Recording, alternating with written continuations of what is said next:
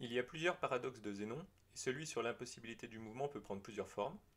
La forme que j'ai choisie, c'est celle d'un archer qui tire une flèche sur une cible. La formulation du paradoxe est la suivante. Pour que la flèche atteigne la cible, il faut déjà que la flèche parcourt la moitié de la distance qui la sépare à la cible. Il lui reste une autre moitié. La flèche doit alors parcourir la moitié de la moitié qui reste, puis encore la moitié de ce qui reste, puis encore la moitié de ce qui reste, et ainsi de suite. Ainsi, la flèche n'atteindra jamais la cible. Ce raisonnement possède plusieurs défauts. Par exemple, on pourrait se dire que physiquement, un segment n'est pas divisible à l'infini et qu'il existe une longueur minimale. C'est une possibilité, mais ce n'est pas le sujet de cette vidéo.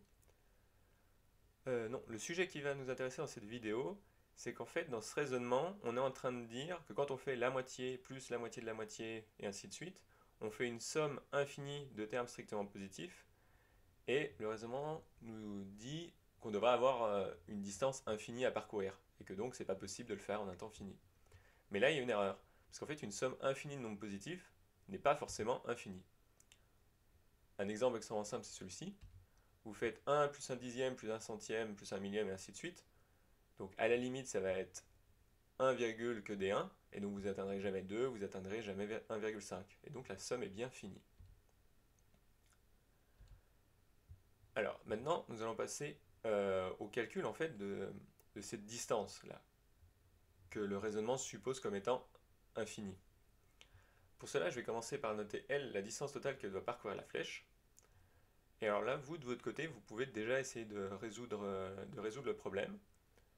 Je vais faire la démonstration, et au cours de la démonstration, si vous pourrez arrêter pour compléter le raisonnement, si vous n'avez pas réussi sans aucune indication. Alors, qu'est-ce que je dois calculer? En fait, ce que je cherche à calculer, c'est ça.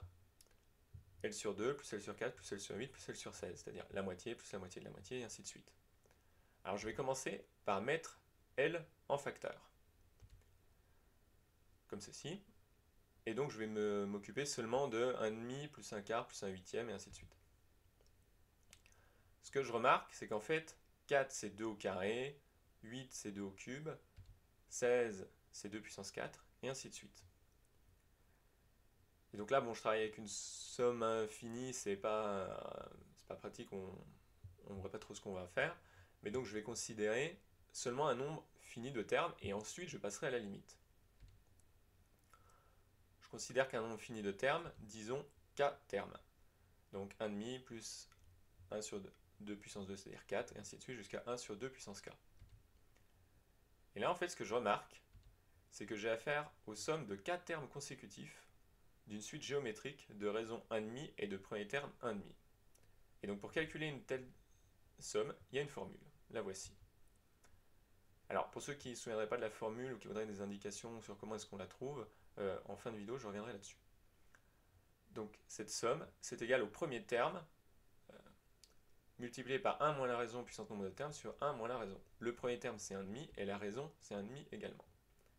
On a donc ceci.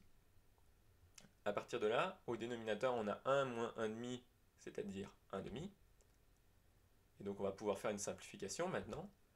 Le 1,5 qui est au dénominateur va se simplifier avec le 1,5 qui est devant la fraction. Et il nous reste 1 moins 1,5 à la puissance k. Et là, ce que je veux faire, c'est faire tendre le nombre de termes vers l'infini, c'est-à-dire faire tendre k vers l'infini. Et donc je dois calculer la limite de 1 moins 1,5 puissance k quand k tend vers plus l'infini. Sauf que 1,5 puissance k, quand k tend vers l'infini, ça tend vers 0, puisque ça donne 1,5, 1 quart, 1 huitième, 1 seizième, et ainsi de suite. Du coup, on obtient 1 pour limite. Et maintenant, je réutilise cette limite dans ce que je voulais calculer au début, c'est-à-dire la même chose mais multiplié par L. Et du coup, je retrouve bien que la distance parcourue, c'est bien L, ça ne va pas tendre vers l'infini. Ce qui résout en fait le paradoxe. Enfin, un mot sur la formule que j'ai utilisée, la somme des termes consécutifs d'une suite géométrique. Ici, je vais considérer une suite géométrique de raison Q, différent de 1. Parce que si Q égale 1, en fait, ça fait juste 1 plus 1 plus 1 k fois, donc ça fait k. Et la formule de droite ne marche pas parce qu'on divise par 1 moins Q qui vaudrait 0. On ne peut pas diviser par 0. Alors comment on monte cette formule? Alors c'est assez simple. L'idée, ça va être le membre de gauche, on va le multiplier par 1 moins q, et regardez ce qui se passe. C'est quelque chose d'assez classique.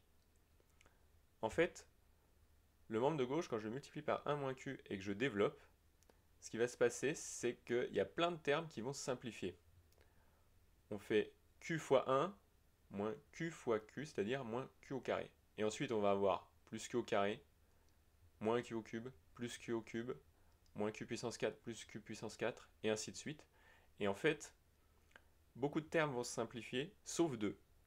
Le tout premier terme, qui est le 1 fois q, et le tout dernier terme, qui sera moins q puissance k plus 1, en fait. Moins q fois q puissance k. Il nous reste donc q moins q puissance k plus 1, et on remet q en facteur. Et à ce niveau-là, on peut diviser à gauche et à droite par 1 moins q, et on retrouve bien la formule du départ.